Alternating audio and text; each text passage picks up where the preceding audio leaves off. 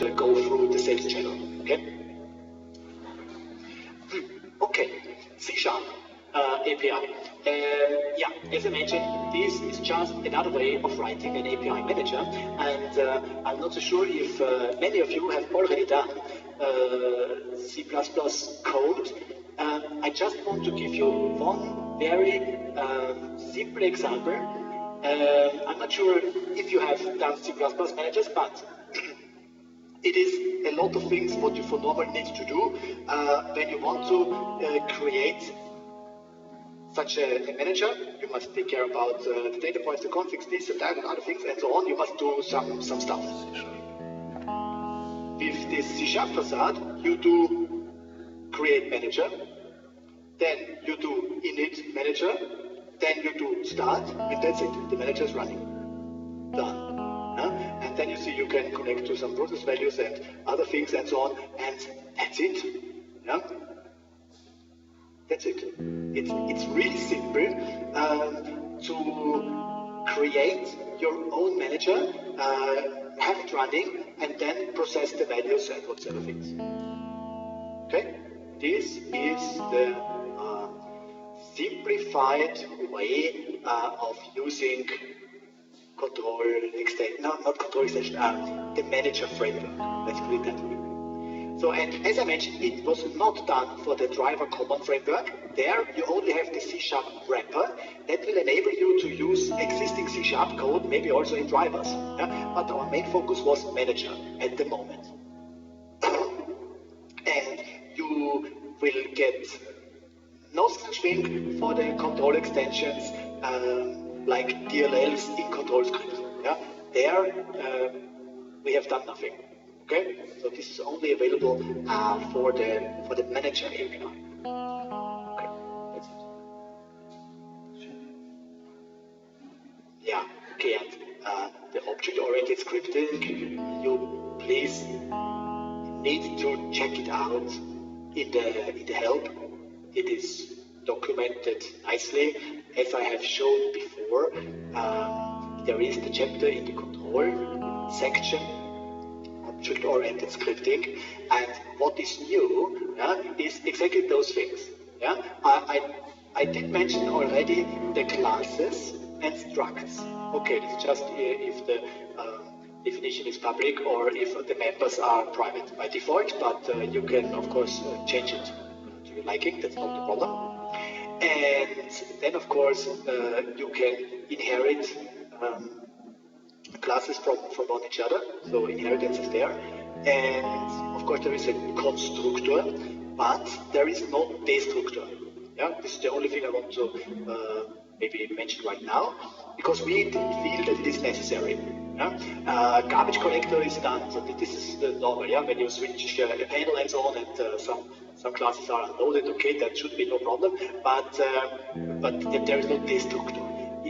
But we have, as I mentioned before, a list of features which are additionally would be nice, yeah?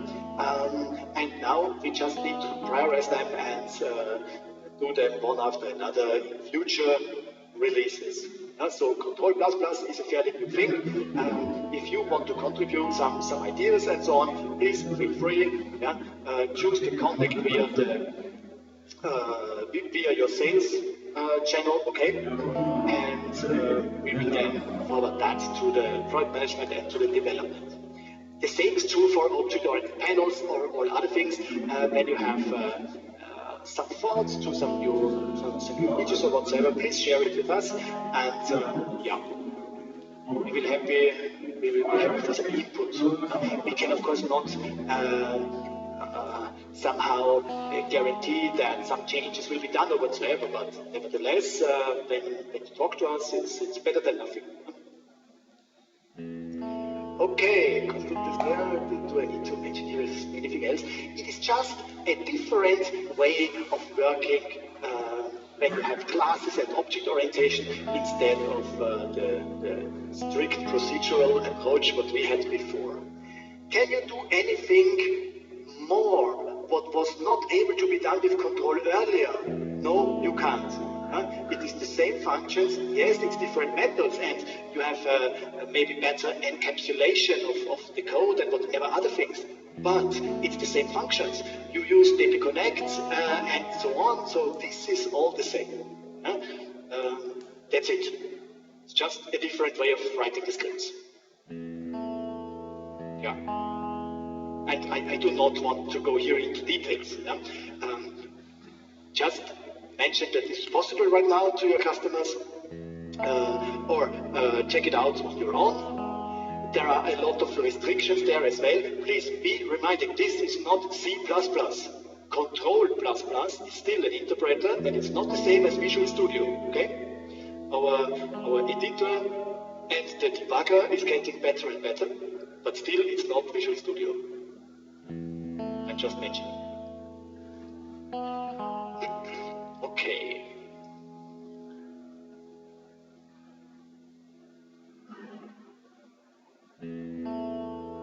Yeah, okay. So we are done with that. Is there anything immediately what you need to know? Yeah, and I have mentioned that the JavaScript enhancements. We have just a showcase on the smart SCADA with the heat map and these other things, and this will be available soon. Yeah, for all of you. That is also really powerful when it comes to the graphic capabilities, where you want to have nice dashboarding or reporting on demand or some things like that. Yeah, okay. So, our final topic for the last hour is the drivers. The semantic S7 Plus is the most important, of course. The other stuff we will just mention. And of course, I show you the Modbus server, but yeah, this is not a too big topic. The most important thing is the new semantic S7 Plus driver. Let me introduce first how is the tier portal export tool working. And then, of course, I show you the configuration in a project. Okay? For that, maybe just 1 minute. I will stop the existing projects, and we will start over with a different one.